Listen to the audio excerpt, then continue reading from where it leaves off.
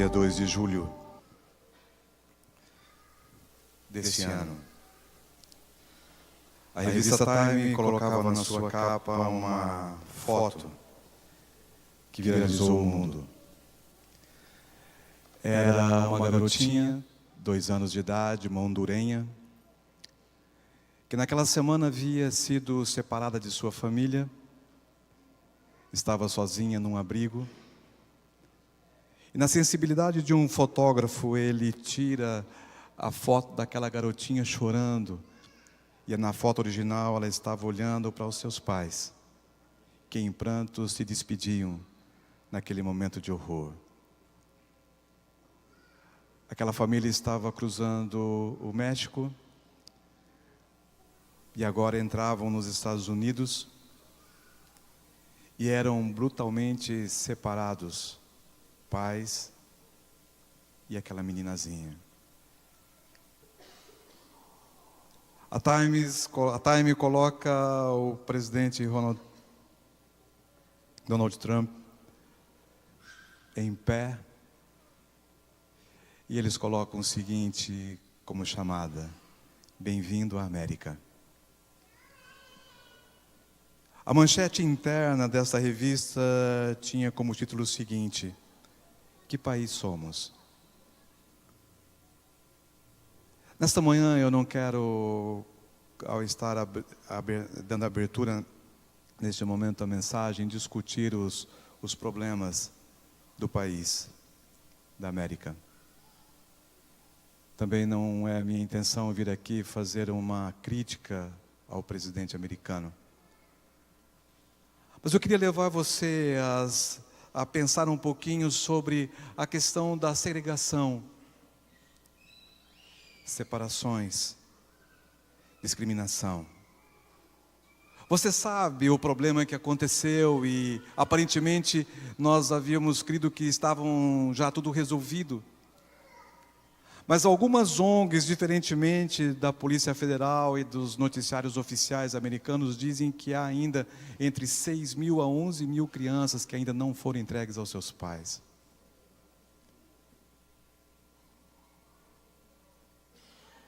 É interessante que naqueles dias uma jaqueta vestida pela mulher do presidente americano, Melanie, ela coloca essa jaqueta enquanto ia visitar algumas crianças que estavam dentro de alguns abrigos, e a frase que estava nessa jaqueta também criou muita polêmica em todo mundo. Estava escrito ali: I really don't care, do you? Eu realmente não me importo. E você? Você se importa? Alguns dizem que ela tinha uma intenção positiva, outros dizem que ela não teve essa intenção positiva, mas eu queria que você ficasse com essa frase: eu não me importo. E você? É interessante, queridos, que a cultura hoje de segregação, ela está tomando conta de todo o planeta. E nós vemos hoje rupturas, divisões dentro do sistema econômico, social, político. E essa questão ainda de imigração mexe com todos. E principalmente as ilegais. E é interessante que nessa visão de segregação, eu vejo 2 perspectivas. A primeira delas nós chamamos de etnocentrismo.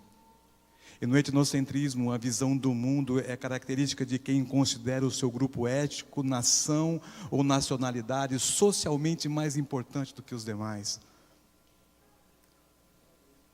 Eu estou com a verdade. Eu sei o que é correto. Eu estou acima de qualquer outra nação. Eu estou acima de qualquer outra cultura. Eu estou acima de qualquer outra religiosidade. Eu estou acima de qualquer outra coisa. E visão do etnocentrismo. Dentro dessa perspectiva da cultura da segregação, eu também poderia colocar aqui a perspectiva da alienação. E alienados não têm interesse em ouvir opiniões alheias e apenas se preocupam com o que lhes interessa. Eu sei o que é certo. Eu não preciso ouvir mais ninguém. Eu estou defendendo os meus próprios interesses. Eu estou cuidando de mim mesmo. Eu não preciso olhar para o lado. Eu não preciso andar ao lado de outras pessoas. Eu não preciso conviver com outras pessoas. Eu posso viver e ser um alienado. Eu, dentro das minhas próprias percepções, dentro dos meus próprios pensamentos. Segregação, etnocentrismo, alienação. Será, queridos, que não são os poderes hoje que estão atuando na cultura, na sociedade em que você e eu vivemos? Será que não são esses poderes que estão tomando conta das redes sociais, das mídias e da minha própria vida? Quem rege você? É interessante hoje que o humanismo tomou conta do ser humano, e desculpe a redundância, mas o humanismo em forma de filosofia, ele tem dito o seguinte: olha, primeiro o homem, depois a natureza e as coisas, depois Deus. E desde o Éden você vê a queda de Adão e Eva, a ruptura com Deus, utilizando esse pensamento, o eu acima de todas as coisas. Eu olho para o mundo e vejo que no mundo também, o mundo sistêmico também está tomando conta simplesmente esse conceito, a idolatria do eu. Então, se há hoje dentro da sociedade brasileira, se há hoje corrupção e outras coisas, você vai ver ao fundo quais são as razões? A cultura do eu, o individualismo. Eu sou melhor, eu sou maior. Alienação pura. Não importa a saúde, não importa a segurança, não importa a sociedade, não importa o país, não importa mais os ideais. O que importa sou eu mesmo e a minha casa. Como importar-se? Eu queria levar você nesta manhã a viajar comigo dentro do contexto da Semana de Oração Jovem.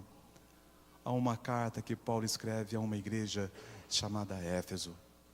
Eu gostaria que você abrisse a Bíblia em Efésios no capítulo 2, versos 19 e 20. Eu coloquei aqui na tela o texto. Talvez, se você quiser acompanhar pela tela, o tempo nosso está bem curto e talvez eu fale um pouco mais rápido os textos, mas você, por favor, acompanhe na sua Bíblia esses textos. E a Bíblia diz assim: portanto, vocês já não são estrangeiros nem forasteiros, mas concidadãos dos santos e membros da família de Deus, edificados sobre o fundamento dos apóstolos e dos profetas, tendo Jesus Cristo como pedra angular, no qual todo edifício é ajustado e cresce para tornar-se um santuário no Senhor. Nele vocês também estão sendo edificados juntos para se tornarem morada de Deus por seu Espírito. Eu queria que você voltasse os seus olhos um pouquinho e encontrasse comigo esse verso 11 do mesmo capítulo que diz assim: portanto, lembrem-se de que anteriormente vocês eram gentios por nascimento e chamados em circuncisão pelos que se chamam circuncisão, feito no corpo por mãos humanas. Eu olho para esse texto e vejo o texto do verso 19 ao verso 20, eu encontro Paulo indo de encontro à sua igreja Éfeso, a igreja que ele havia construído através da sua evangelização. E ele diz assim: há um problema de segregação, há um problema de alienação, há um problema de etnocentrismo dentro da própria comunidade cristã que estava surgindo em Éfeso. Ele diz assim: há dois tipos de pessoas dentro da igreja, e esses dois tipos de pessoas dentro dessa comunidade, nós estamos chamando aqueles que são circuncisos, os judeus circuncisos, aqueles que estão ligados à aliança de Abraão, em relação àqueles que não passaram por esse ato, por esse sinal físico ao seu nascimento. Se eu divido uma comunidade em duas classes, eu já estou fazendo essa classificação de classes, de níveis sociais, de níveis culturais, de níveis religiosos. Se eu saio da classificação, eu já estou passando para a discriminação, porque havia muita discriminação entre o povo judeu em relação à igreja cristã que estava se abrindo naqueles dias. E quando eu classifico, quando eu discrimino, a sequência disso simplesmente se chama preconceito, ou rótulos que às vezes nós colocamos nas pessoas. E ali em Jerusalém era fácil esses rótulos, esse preconceito. Dentro do próprio templo haviam aqueles que eram considerados gentios, que não haviam passado por esse sinal de circuncisão. E no pátio havia uma cortina, onde só se reuniam os gentios. E do outro lado dessa cortina reuniam quem? Os judeus. Aqueles que passaram simplesmente por essa ação de sacrifício ao 8º dia do garoto, do menino quando nascia, seu prepúcio era cortado, e esse era o sinal da aliança de Abraão, esse era o sinal daqueles que realmente receberiam a salvação. Eu te pergunto, será que hoje, na comunidade de 2018, aqui no Juvevê, será que hoje muitas vezes você e eu não podemos estar vivendo, sentindo em nós mesmos segregação, separação, divisão? Será que muitas vezes nós não nos sentimos aqui avaliados através de preconceitos? Sabem, queridos, imagine uma situação. Lucas é meu amigo, quero citar o nome dele nessa manhã com todo respeito. Cadê o Lucas? Imagina o Lucas ele tem um carro lindo, nem vou falar a marca, senão depois vocês vão ficar aí com um pouquinho, né, de dor de cotovelo, né, Lucas? Mas tem um carro lindo. O Lucas diz assim: pastor, hoje de manhã eu queria lhe dar carona. E numa terça-feira dessas da vida, ele passa da minha casa e diz: eu vou lhe dar carona, enquanto você vai indo da igreja, algum lugar que você vá, eu quero ir conversando, quero estar ao teu lado, nós vamos conversar. E ele me dá essa carona. Eu entro dentro do carro. E o Lucas diz assim: olha, eu tenho uma playlist aqui de músicas, e eu quero colocar algumas músicas para você ouvir.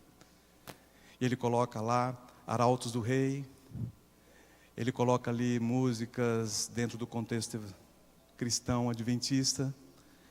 E de repente ele vem e puxa ali algumas músicas clássicas, Mozart, Beethoven. Ali no final ele coloca um jazz. Eu digo assim: puxa vida, olha que bacana, meu ministro de música, ele tem um bom gosto, bate com os gostos do pastor, e que gostosa essa viagem. Mas de repente eu entro no carro e ele franco comigo, ele coloca lá a sua playlist, e de repente ele coloca ali Universitário Sertanejo. Daqui a pouco ele puxa ali uma Anitta, Descompacito, aquela música que o ano passado fez bastante sucesso, né? Imagina a situação. Eu estou ali bem quietinho e tal, olhando, não curtindo muito a situação, mas ali juntos. E quando eu saio do carro, na minha mente, sem falar nada para ele, eu já começo a fazer o quê?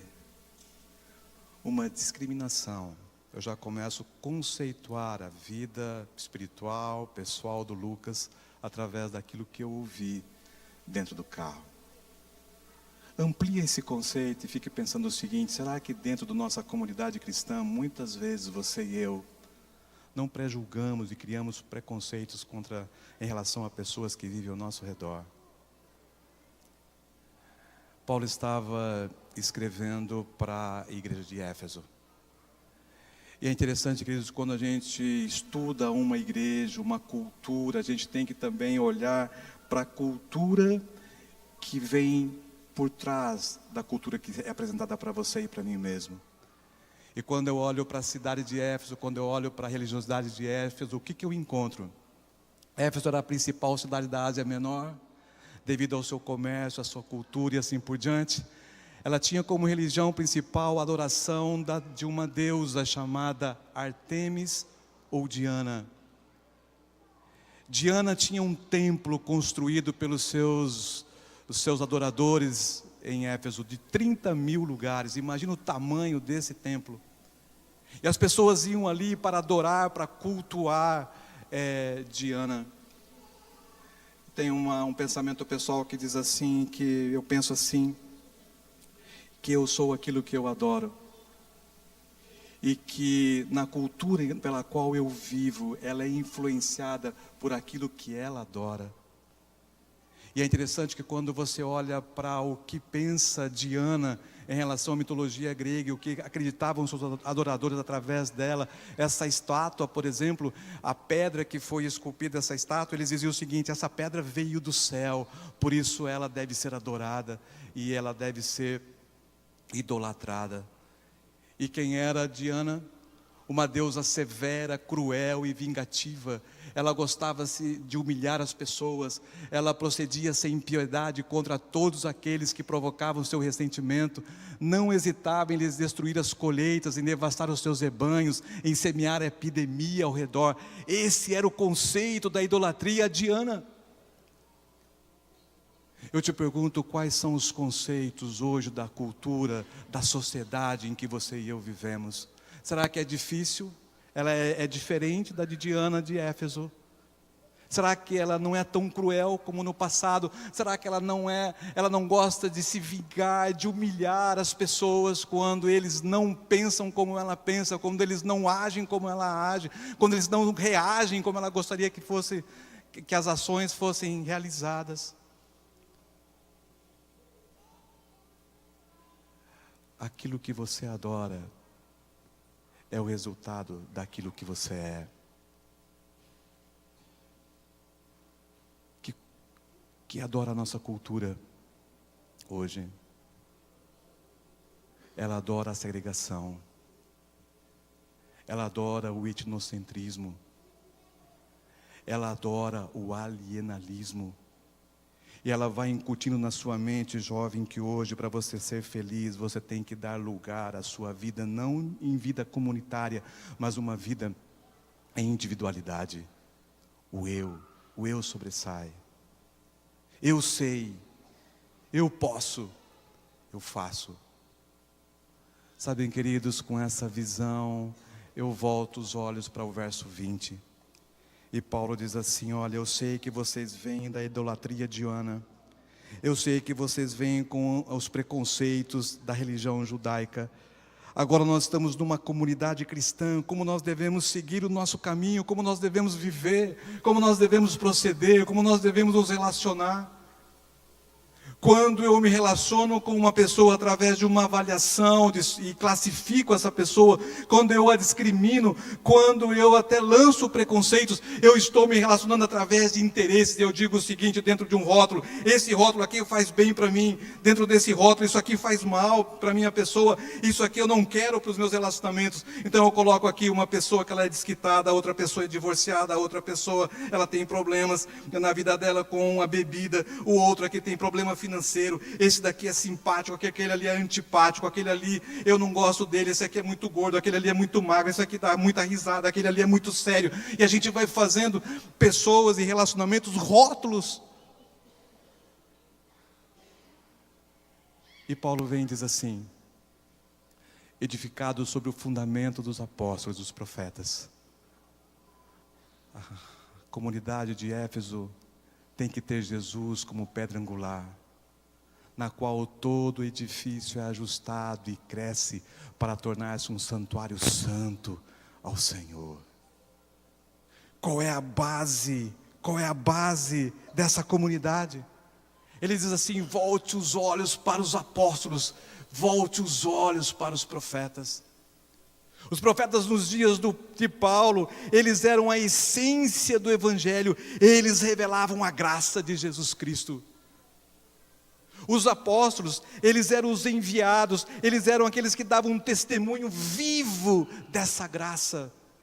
Eu posso olhar para trás e ver, eu fiz aqui bem rápido, não coloquei aqui as datas proféticas, mas para você entender, eles olham para os apóstolos e os profetas, eles olham para a história. Desde a criação do mundo, desde a queda, até o retorno do nosso Senhor Jesus Cristo, passando pelo Velho Testamento, Novo Testamento, os profetas, os apóstolos, os profetas, os escritores do Velho Testamento, e vem até o Pentecostes, depois da ascensão de Jesus Cristo, o desenvolvimento da igreja cristã primitiva, os movimentos proféticos, e a igreja de hoje, e a nossa comunidade do JVV no final dos tempos. Essa é a narrativa bíblica, essa é a história bíblica, esse é o fundamento da minha fé, esse é o fundamento da minha comunidade cristã, esse é o fundamento, jovem, de sua vida. E eu te pergunto, será que dentro da historicidade do mundo, será que a base de minha vida está refletindo, está centrada na narrativa bíblica histórica?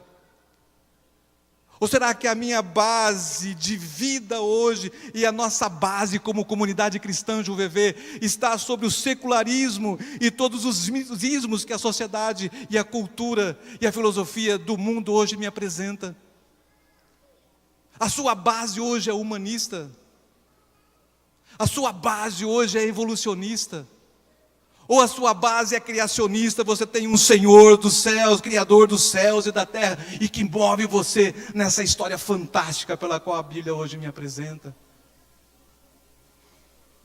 Eu volto para o texto, edificado sobre o fundamento dos apóstolos e dos profetas, tendo Jesus Cristo como pedra angular. Naqueles dias era uma expressão bíblica hoje para nós, mas era uma expressão comum para os dias. Você sabe que as grandes construções naqueles dias de Paulo eram construídas com as pedras, e eles selecionavam uma delas, e essa seria a pedra de base, a pedra de esquina, a pedra angular. O salmista Davi fala sobre a pedra angular. Pedro, em 1 Pedro 2, versos 6, 7 e 8, ele fala dessa pedra angular espiritual. E quando Paulo fala para a comunidade cristã, o que ele está dizendo? Que o edifício, o corpo de Cristo, a comunidade daqueles dias de discípulos, essa comunidade estava sendo construída com pedras vivas. Em outras palavras, aquela comunidade daqueles dias estava sendo construída pelas pessoas que estavam vindo e as pessoas que estavam se convertendo ao cristianismo. Hoje ele diz para mim mesmo e para você, a minha comunidade do século 21 tem que ser uma comunidade onde ela seja edificada, construída, erguida com pedras vivas. E a pedra angular quem era? Quem era? Jesus Cristo. Uma pedra viva, uma pedra importante, a base da construção do corpo de Jesus Cristo, a base da construção da comunidade de pedras vivas, é a pedra principal, a pedra de esquina, Jesus Cristo. A principal pedra de esquina da construção do meu caráter e de minha vida tem que ser Jesus Cristo. E é através do seu amor, é através da cruz, é através da sua encarnação, é através da sua ressurreição, da sua ascensão, é que eu vejo através desse amor que se espalha, ele chega até a minha vida e a sua. E o texto diz assim: no qual todo edifício é ajustado e ele cresce, para tornar-se um santuário no santo, no Senhor. É através de Jesus Cristo, a presença do seu Santo Espírito, essas pedras vivas vão sendo transformadas, elas vão sendo edificadas, e o edifício cresce, aumenta, pessoas vão aderindo-se, essas pedras vivas vão aderindo ao edifício comunidade, e a comunidade vai crescendo. É o Espírito Santo aqui dentro, ele vai transformando você, me transformando, e ele vai através dos apóstolos, dos profetas e dos evangelhos que refletem a Jesus Cristo, ele vai transformando a minha vida pela graça de Deus, e a comunidade vai crescendo, vai se desenvolvendo, solidificados, fundamentados na pedra angular, Jesus Cristo. Nele, diz o texto, vocês também estão sendo edificados juntos para se tornarem morada de Deus por seu Espírito. Queridos, a comunidade de Jesus Cristo do século 21, ela vai de encontro, ela vai ao contrário do que diz hoje a sistematização filosófica, religiosa e política do mundo todo. O que se diz aí é que você deve cuidar de você, a cultura do eu. E a cultura do eu está na parte física, na parte social, na parte relacional, até dentro da família. A cultura do eu está tomando conta. Mas na cultura bíblica de uma comunidade cristã, onde nós nos relacionamos com as pessoas, na cultura bíblica de família, onde nós nos relacionamos com pessoas, a palavra para edificação vem assim: nós em Jesus Cristo estamos sendo, que é a continuação do texto que eu li anterior, estamos sendo edificados juntos. Deus trouxe o Lúcio para a igreja. E enquanto o Lúcio vem aqui, ele senta sempre nesse banco ou nesse segundo banco. E todas as vezes que eu prego, eu olho para ele, ele está aqui sentado, ou nesse primeiro ou no segundo. Mas ao sair, às vezes ele me procura, ou às vezes eu o procuro. E a Bíblia diz assim: no desenvolvimento de uma comunidade cristã, Deus usa o Lúcio na comunidade, para que eu, Claudenir, não o pastor da igreja, eu, Claudenir, que faço parte dessa mesma comunidade como um filho de Deus, eu possa ser edificado pela presença do Lúcio aqui e pela sua experiência com Deus. Juntos quer dizer que você e eu somos importantes dentro da comunidade cristã. E que dentro da comunidade cristã, a sua presença aqui é preciosíssima, porque através de sua presença aqui, através de um conceito que você coloca ali na classe da escola sabatina, lá no pequeno grupo na sua casa, aqui nos corredores, ali no estacionamento, eu estou sendo edificado, porque você foi abençoado por Deus e traz as suas bênçãos de Deus para abençoar a nós todos. Dá para entender isso? Nós somos importantes como indivíduos. O salmista Davi em Salmos 8 diz assim, que você e eu fomos criados como a coroa da criação. Nós somos individualmente importantíssimos para Deus. Querido jovem, você viu nessa semana, através do tema do Espera no Senhor, como que Deus interage na sua vida, como Deus conhece você pelo seu nome. Ele sabe dos teus problemas, Ele sabe das tuas alegrias, Ele conhece você. Mas é importante, dentro do contexto de comunidade, estarmos juntos. E é através de virmos até aqui, que nós crescemos em maturidade, que nós crescemos em nossa vida espiritual, e que nós somos usados por Deus na história. Porque vimos no sábado de manhã, nos encontros em comunidade, para que eu possa crescer na minha maturidade espiritual, nos meus relacionamentos, que eu possa desenvolver esse crescimento na minha vida em todos os aspectos, sociais e físicos, etc. E que todos nós estamos sendo usados por Deus na sua história. Nele, vocês também estão sendo edificados juntos, para se tornarem morada de Deus por seu Espírito. Eu acho fantástico esse texto. Quando você o liga com Efésios 4, 2, 6, ali Paulo explica o que ele queria dizer ali no primeiro texto. E Paulo diz assim: sejam completamente humildes e dóceis, e sejam pacientes, suportando uns aos outros com amor. Um só Deus e Pai de todos, o qual é sobre todos, age por meio de todos e está em nós. Sejam humildes. A humildade aqui hoje, queridos, eu defino a humildade como saber ouvir. Se eu ouço Deus, é porque eu sei que acima de mim mesmo eu tenho um Deus que pode me orientar.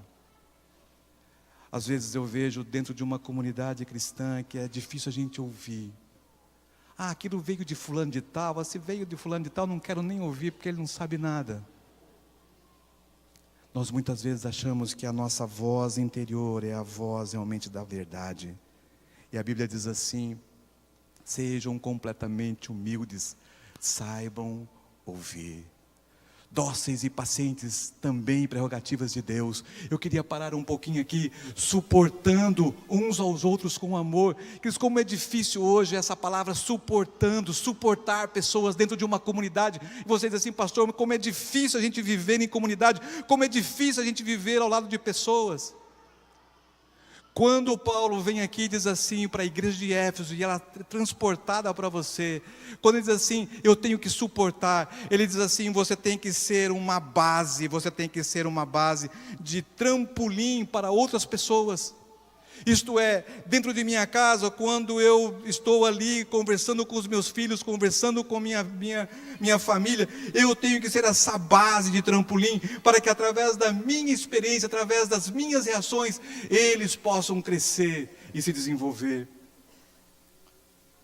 Eu tenho que ser essa base para que outras pessoas possam se desenvolver dentro da comunidade cristã, e isso faz parte no meu relacionamento familiar, isso faz parte dentro do meu relacionamento de trabalho, isso vai muitas vezes as teorias de liderança que hoje são colocadas por todas os meios de influência para empresários e outras pessoas mais. Saber suportar é você ser essa base para que outros possam, através de você, crescerem e subirem e se desenvolverem. E ele termina dizendo o seguinte, ele diz assim, com amor. E ele continua dizendo, um só Deus e Pai de todos, o qual é sobre todos, ele age por meio de todos, está em todos. Queridos, eu não vejo uma frase mais impactante na minha vida, falando em comunidade cristã, do que essa última frase de Paulo. Ele diz assim, um só Deus e Pai de todos. Querido jovem, você tem consciência disso? Que Deus é seu Pai. E que Deus, diz aqui, Ele é sobre você. Ele age em você, através de você. Quando nós estamos aqui, queridos irmãos, em comunidade, será que a gente tem essa sensibilidade, que como Deus age na minha vida, Ele age na vida de cada um de vocês, ou de cada um que está ao meu lado, que Ele é Pai de todos. Eu me lembrei de um profeta, e o tempo diz que eu não posso ficar entrando muito em detalhes, mas eu queria só abrir um leque aqui para você entender uma coisa. Quando eu olho para Abacuque, eu vejo um profeta fantástico, viveu ali no tempo de Jeremias, 600, 700 e poucos anos antes de Cristo. Ele estava tendo um dilema tremendo, porque ele estava vendo Nabucodonosor agora crescendo com Babilônia. Babilônia iria invadir Jerusalém, ia invadir Israel. A Síria já estava totalmente dominada. E Abacuque vem e diz assim, Senhor, por quê? Por que tanta violência? Por que minhas perguntas não são respondidas pelo Senhor? Por que o Senhor não age? Por que o Senhor não se apresenta como Pai de todos, como Deus de todos, como Senhor de Israel? Por que Nabucodonosor está levantando? Por que tanta tristeza? Por que tanta maldade? Por que tanta morte? Por que tanta solidão? Será que as perguntas e interrogações de Abacuque eram só para ele? Quando eu vejo o livro de Abacuque, eu vejo esse profeta hoje fazendo orações como eu faço. Por que, Senhor? Por que às vezes eu oro e Deus não me responde? Por que eu falo e digo, Senhor, hoje nós estamos vivendo assim? Por que isso está acontecendo? E a Bíblia diz assim, que Abacuque subiu até um pórtico, a uma torre de vigia, cruzou os braços e ficou dizendo, Senhor, e agora? Ao longe ele via o exército de Babilônia chegando. Ele sabia da destruição que iria acontecer. Ele diz assim, Senhor, está em tuas mãos. No verso 4 de Abacuque 2, a Bíblia diz assim, que Deus começou a falar para Abacuque. E ali no verso 2, no verso 4, a palavra de Deus diz assim, Ele falando para Abacuque, você não está entendendo muita coisa? Eu não te darei as respostas que você quer. Mas uma coisa eu te falo, o justo viverá pela fé. Se você veio aqui nesta manhã e eu vi que a nossa caixinha se encheu de pedidos de oração, você busca respostas de Deus.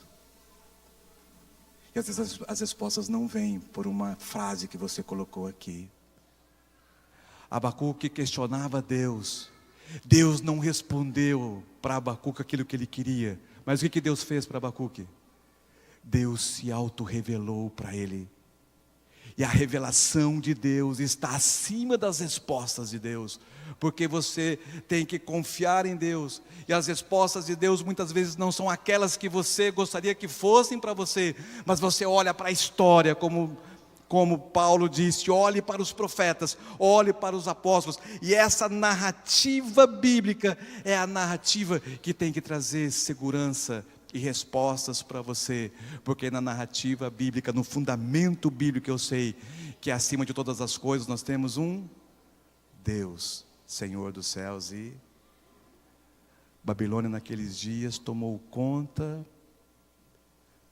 de Israel. O povo foi levado escravo, mas séculos mais tarde, miraculosamente, Deus salvou o seu povo e enviou o seu Filho amado Jesus Cristo como Redentor e Senhor dos céus e da terra. Tinha muita coisa para falar para você e estou terminando. Eu quero dizer para você que nessa formação bíblica, existe uma promessa. E essa promessa diz assim no verso 19: vocês já não são estrangeiros nem forasteiros, mas concidadãos dos santos e membros da família de Deus. No texto inicial, havia uma separação entre os judeus circuncisos e os não circuncisos. Os judeus circuncisos eram da família de Abraão, ganhariam o céu, a salvação e a bênção de Deus. Os gentios ficariam fora dessa bênção. Quando Paulo vem e diz assim: vocês olhem para os apóstolos, olhem para os profetas, Cristo a pedra angular, e Cristo agora edifica vocês, e vocês estão andando juntos, e vocês têm um só Pai, vocês têm só um Deus, e Ele já age em todos vocês, e o Espírito Santo está transformando vocês, e vocês aceitam a tudo isso. O que ele diz? Vocês já não são mais estrangeiros. Vocês já não estão mais longe de Cristo. Vocês já não são mais incircuncisos. Vocês já não são mais gentios. Mas vocês estão vivendo hoje o Evangelho eterno, a graça do nosso Senhor Jesus Cristo, a salvação. E agora, vocês são concidadãos dos santos. Não são mais separados. Vocês são compatriotas da cidade de Deus e membros da família de Deus. A nossa cidadania, queridos, porém está nos céus, de onde esperamos ansiosamente o Salvador, o Senhor Jesus Cristo. Cristo, queridos jovens, não chega aqui e te dá um visto de entrada em um país do céu, ou qualquer outro país. Não é um visto que Ele está te dando. O que Cristo está dizendo? Que se você está em Cristo, você é uma nova criatura. Você foi transformado. E Ele diz assim: você agora passa a ser um compatriota. Você é um nativo do céu. Você é um cidadão do céu. Não é um passaporte que você compra aí na Polícia Federal, vai lá e paga algumas taxas e recebe. Não é um direito. Você é transformado e você agora é realmente um cidadão do céu. Isso traz para mim informação, comunidade, missão e identidade. Identidade. Você é hoje um cidadão do céu. Temos que esperar. A volta de Jesus Cristo, visível em glória e majestade, ainda não aconteceu. Temos que esperar. Hoje o mundo me apresenta um mundo violento. Hoje o mundo é cruel. Hoje a sociedade é terrível. Você abre os jornais, você vê na internet o que aconteceu essa semana, aquela jovem ali em Guarapuava. Você vê as coisas do Rio de Janeiro, você vê aqui nas ruas de Curitiba, em qualquer lugar. Mas o que importa? Às vezes não escutamos as respostas de Deus. Mas nas ruas, queridos, eu vejo a minha resposta e a sua. Deus não criou um mundo assim. Quem o fez assim foi você e eu. E eu pergunto, jovens, estamos criando a nossa vida nas prerrogativas do mundo secular? Está você ainda buscando a cultura do eu e a idolatria do eu para a sua vida? Ou será que você e eu, queridos irmãos e amigos, nós estamos construindo a nossa prerrogativa de vida nas prerrogativas históricas, dentro do Evangelho e dentro do Novo e o Velho Testamento, e nas profecias bíblicas que hoje sobressaem dali? Eu convido você nesta manhã, para que juntos nós transformemos a nossa comunidade cristã do JuVV numa comunidade do século 21, vinda como base as experiências das igrejas dos discípulos da era cristã. Que através da identidade, da cidadania de Deus, e que nós pertencemos à família de Deus, você e eu possamos amar mais a esse Deus. Se as pessoas que entram aqui convivem com você e comigo mesmo, que a comunidade JuVV é você, a comunidade JuVV sou eu. Se aqui as pessoas chegam e saem daqui apaixonadas por Jesus Cristo, cumprimos a missão. Se você e eu estamos vivendo aqui, e nós estamos amando uns aos outros, eu consigo enxergar o outro, eu sei que através dele, Deus está edificando a minha vida, Deus está agindo nele, em minha vida, eu começo a amar as outras pessoas. E se eu começo a amar as outras pessoas que estão ao meu redor, o amor de Deus transcende na minha vida, e eu começo a amar as pessoas que eu nem conheço, e que eu as encontro aqui, do outro lado da rua. Resumindo tudo isso, sabe o que é? É o Evangelho do Reino tangível na minha vida e na sua. O que eu quero dizer com isso? Precisamos esperar, e vimos que nós temos que cuidar desse detalhe na nossa vida em tantos aspectos. Mas em relação à volta de Jesus Cristo, queridos, nós não precisamos mais esperar, porque o reino tangível é o reino que hoje você e eu podemos viver aqui, na nossa casa, no nosso ambiente cristão, quando nos encontramos, no meu trabalho, na minha universidade, com os meus amigos. Esse é o grande desafio, esperando a volta de Jesus Cristo, mas vivendo hoje esse reino tangível, esse reino real. Porque você e eu, como discípulos de Jesus Cristo, nós somos de Cristo hoje sinais do seu reino, testemunhos vivos desse reino, as pedras vivas desse edifício que tem que viver e testemunhar o reino de Deus tangível. Sua casa é um reino de Deus tangível. Sua vida, minha vida é o reino de Deus. Se assim formos, aonde houver miséria e exclusão, haverá amor e compaixão. Aonde houver a idolatria do consumismo, vai haver o atributo da generosidade. Aonde houver corações com incerteza, você e eu seremos pedras vivas, testemunhando da base à pedra angular. Aonde houver solidão, nós levaremos esperança. E aonde houver o prazer, nós levaremos a alegria genuína, a alegria de um cristão. E aí onde houver a busca pela secularidade, haverá ali uma espera, uma vida, um testemunho vivo do nosso Senhor Jesus Cristo. Espera no Senhor é o hino dessa semana de oração. Colocai-vos em pé, cantemos juntos. Que ao cantarmos juntos, você e eu nos lembremos, as respostas de Deus estão em sua revelação. As respostas de Deus estão no meu viver, no seu viver. Um reino tangível, um reino real, não amanhã, mas hoje.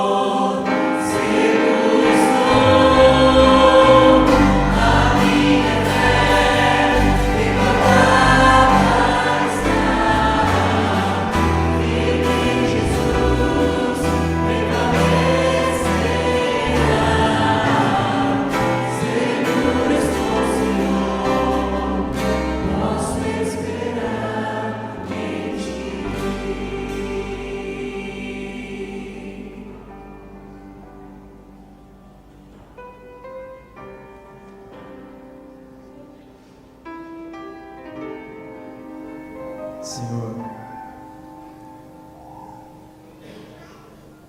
precisamos esperar em Ti, porque apesar de nossa fé ainda somos frágeis, a ansiedade ainda toma conta, as dúvidas e as incertezas muitas vezes são maiores do que as Suas promessas em nossa vida. O nosso individualismo, a nossa idolatria ao eu ainda é mais forte, mesmo que lutemos contra ela. Mas olhamos para a Tua palavra e o Senhor nos diz que nós devemos colocar os apóstolos e profetas como a nossa base, que o Senhor tem que ser o nosso fundamento, nossa pedra angular, e através do Seu amor, através da Sua interatividade conosco, o Senhor vai destruindo as nossas idolatrias deste mundo, os nossos medos, os nossos anseios. Ó Deus, queremos experimentar o reino tangível, Queremos experimentar o seu reino em mim. Eu quero experimentar esse reino em minha vida. Que seja essa oração de todos aqui nesta manhã. Eu preciso experimentar. Eu preciso viver. E que através de tua graça, do teu amor, esse reino recaia sobre todos nós. E em família e em comunidade, possamos ser instrumentos em tuas mãos para vivermos o céu aqui na terra. Em nome de Jesus. Amém.